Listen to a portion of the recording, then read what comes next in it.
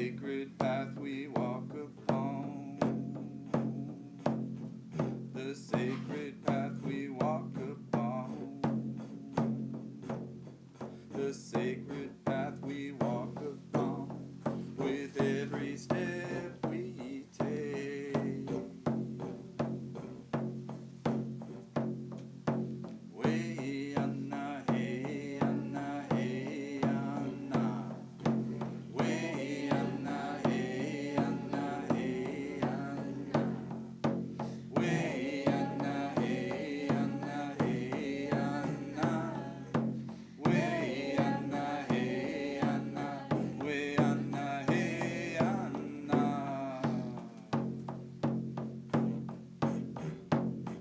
This earth is our mother, and we must take care of her. This earth is our mother, and we must take care of her. Way Anna, hey Anna, hey Anna.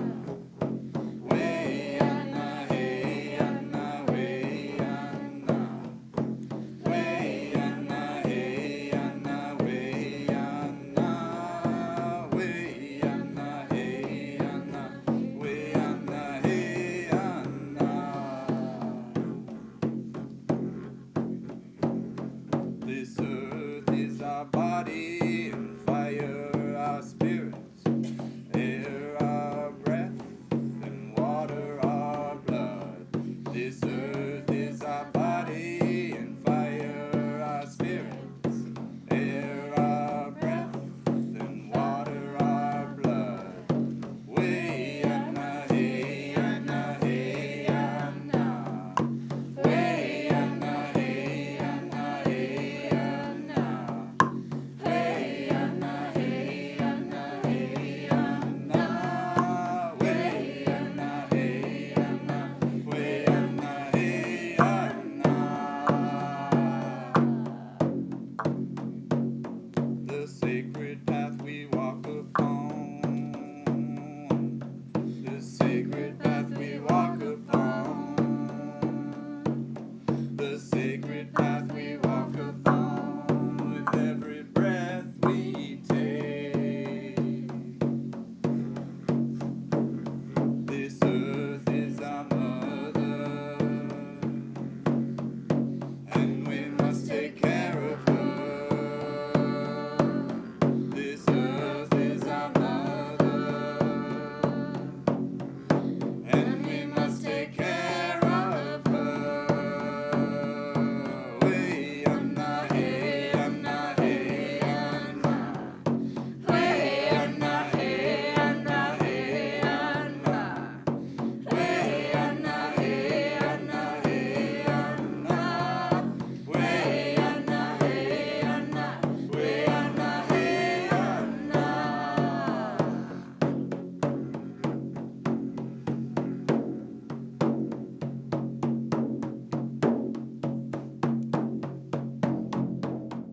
The sage that was most prevalent at Keeseekoowenin was the species Artemisia ludoviciana, known as prairie sage, as it has an inflorescence of brownish composite flower heads and broader, slightly lobed, white, woolly leaves. Sage is one of the 4 sacred medicinal plants. It's aromatic if burned, has woolly broad leaves, brownish flower heads, grows up to 1 meter tall. It's found in meadows and pastures and can be harvested in August. Availability is not an issue. Sages can be used for smudges. If you're sick for a long time, it can rebuild the minerals and vitamins in your body. It's good for bee stings, mouthwash, eczema, diabetics, blood vessels, nettles, and is combined with 3 other sacred medicines in ceremonies. There are no precautions to take in its use according to the elders. However, reference 2 warns against common allergic reactions.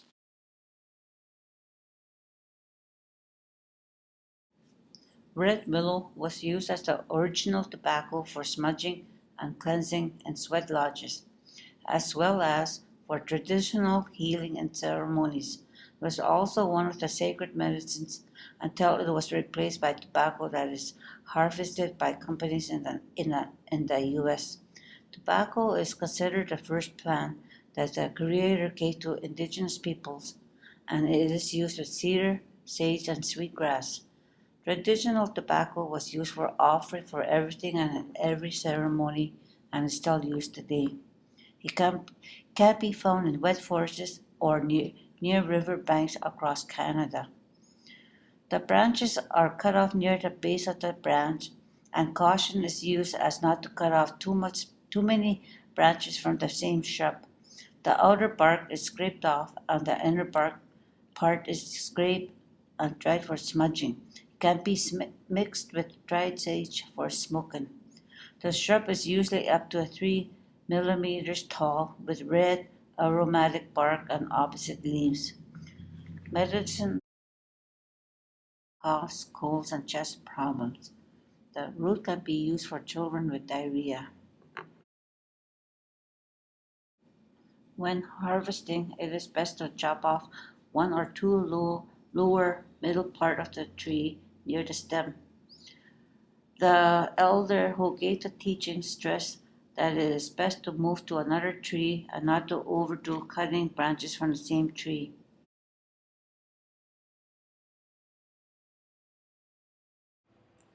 Jack pine is a coniferous tree that grows in sandy or rocky soil.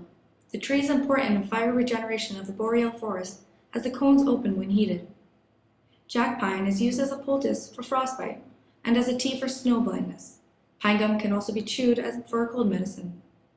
The needles of the jack pine can be used as a smudge to clean the air when a person is sick. The smudge may also be used to lessen the fear of a thunderstorm as it honors the thunder spirits. You might not feel or hear the thunder as much.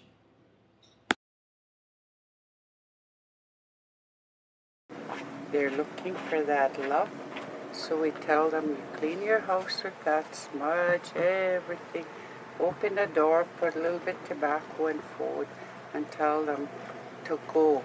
You love them, but they have to go on their way to the spirit world. That's how we talk. Mm-hmm. And they don't experience any more of that. And that's one of us. That's good for them. Strawberry plants have leaves that usually grow in threes with long vines that spread out like veins. This plant can be found abundantly in moist and grassy areas, usually around bearberry and muskeg tea. They can be harvested in the second week of July all the way until fall. To harvest the plant, the stem can easily be pulled manually in order to harvest the whole plant, the roots, stem, leaves, and vines. After the plants are harvested, they are then dried. The roots are washed and cut separately and laid out to dry, while the vines and leaves are laid out to dry in a basket. Once dried, they can either be put together or left separate. They are then put in a jar with the lid moderately tightened, labeled with name and date, and placed in a dark room. Stella and Audrey stated that the strawberry was good for stomach problems like diarrhea. It's good if you are sluggish and get tired easily. It cleans the blood and strengthens it. It's used in medicine for circulation and heart medicine in general. It is usually taken in the form of a tea. Sweetgrass is one of the 4 sacred medicinal plants. It smells sweet. It has a beautiful color and is shiny. Its leaves bend in the wind, and when you pull them, the blades have a purple base. It is found in grasslands, meadows, wetlands, and shores, and can be harvested in August and September. Availability is not an issue. You pull the grass blade up gently close to the bottom of the blade, but don't pull up the root. Then you twist multiple blades into braids and you hang them to dry. Rodents and small mammals browse on sweetgrass, and it is useful for wetland riparian restoration and for erosion control on moderately sloping hillside seeps due to its rhizome proliferation, which can be invasive. Sweetgrass is used in smudges, and it is used with 3 other sacred medicines to smudge in ceremonies. It can help with digestive problems, allergies, and rashes, and it is said to clear the mind, the body, and the spirit. It is safe for use by all people according to the elders. However, It contains coumarin, which can affect blood clotting, according to reference 2. The water lily prefers calm water. The rhizome looks similar to a pineapple and is harvested by cutting the surrounding anchoring roots. The rhizome should then float to the surface. The root is washed and cut into quarter-inch rounds and dried. Water lily is good for the respiratory problems and helps lung infections. It is used in cancer medicines and is especially good for uterine cancer. Water lily root can be used as a tea or chewed to help arthritis, and you can bathe the affected joints in it. It can also be used in a mixture for heart medicine. It has antibacterial, antifungal, and anti-yeast properties. It is also used as a poultice for ulcers, boils, sore legs, and in the back.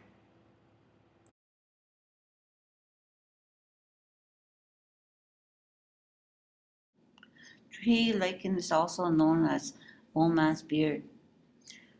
Lichens are usually found on the lower branches of conifers, for example, on white or black spruce and tamarack. For preparation, scrape the lichen off the branch and store in a dry, dark room. Indigenous medicinal uses is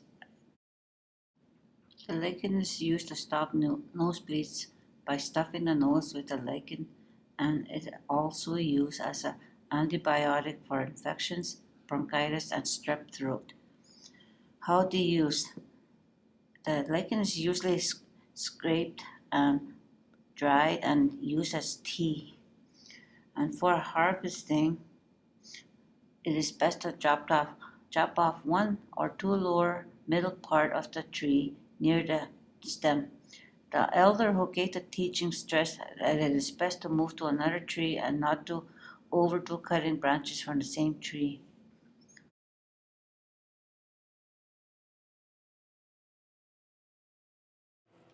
Raven's beak is a part of the shield fern family. It's a fern that's found in boggy, swampy areas, whereas Audrey stated there are a lot of mosquitoes. Audrey collected the plant where it grows abundantly in Duck Mountain around Saskatchewan Lake. Audrey and Stella asked Aubrey to bring Raven's beak from Saskatchewan because it doesn't grow in Ready Mountain. The fern grows outward in a bowl shape and has fiddle heads to distinguish itself from other ferns. The rhizome is partially visible above the ground. To harvest, a drain shovel is used to dig and wiggle around the rhizome of the plant. It is important to ensure that there is enough space when digging as to not damage or leave behind any of the root. Once the rhizome is dug out, cut off the fern with gardening shears. Let the rhizome dry, then pick or cut off mud with hands or gardening shears. The beaks are then pulled off, washed, and dried out. Usually 1 or 2 beaks will be used in a formula because 1 beak can usually be made into 1 tablespoon. Audrey and Stella use this medicines for cancer, Alzheimer's disease, Parkinson's disease, and dementia. The plant is also beneficial to kidneys.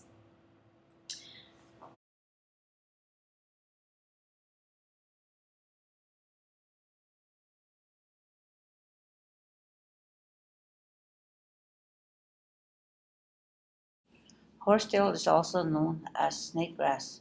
It is a vascular perennial plant that reproduces by spores rather than by seeds. It can be found near water and can grow up to 10 to 90 centimeters in height.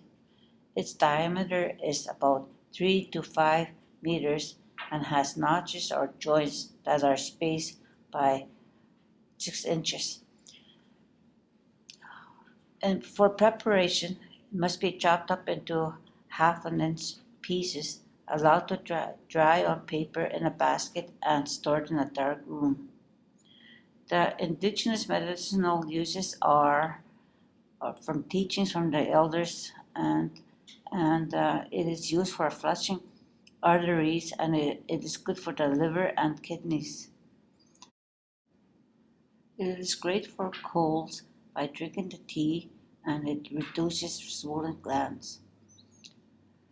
How to use? First, horsetail must be chopped up into small pieces after it has been prepared and dried. Boil the water and take it off the stove and add horsetail into the water. Let it steep for about 15 minutes and then drink. For people with blood problems, it can be boiled with with finely chopped VK. And the substitutes for horsetail is crawling juniper, sage, and cedar. When harvesting horsetail, it must be chopped off near the base of the stem. Do not use when pregnant because it causes severe nosebleeds.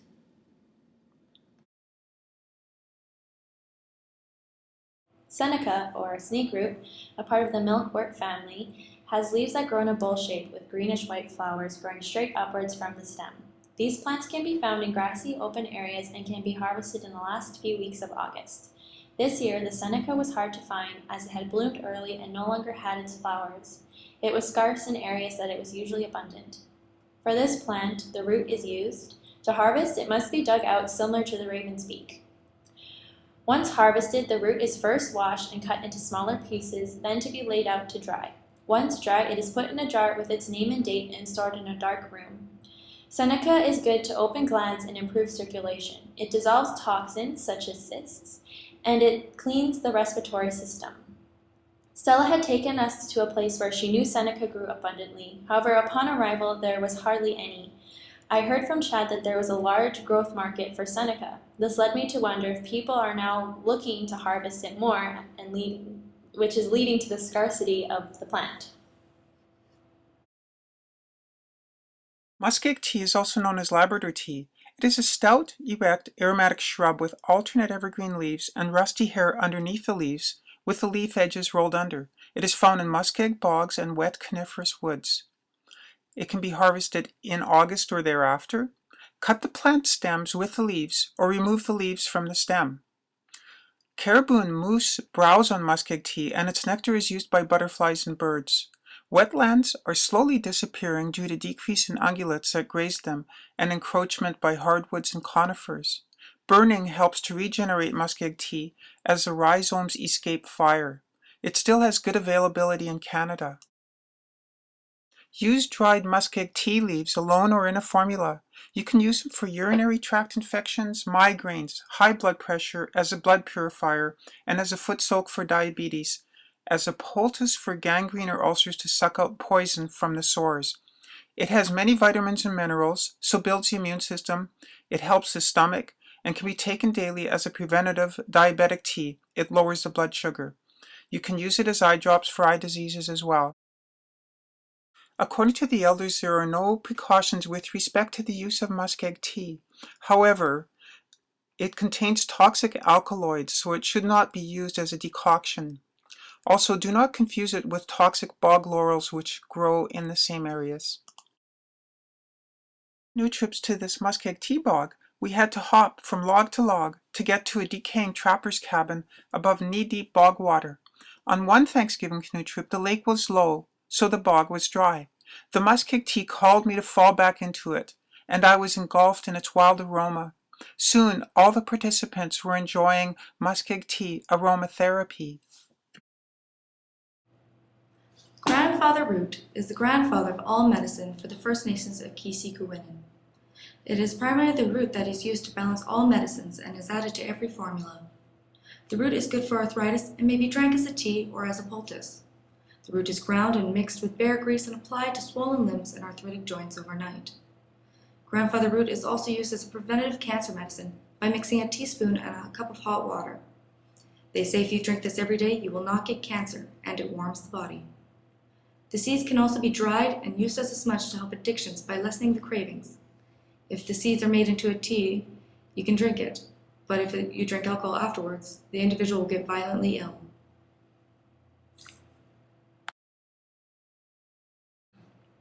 Precaution is taken when harvesting grandfather root by wearing gloves, long sleeves, and covering the legs.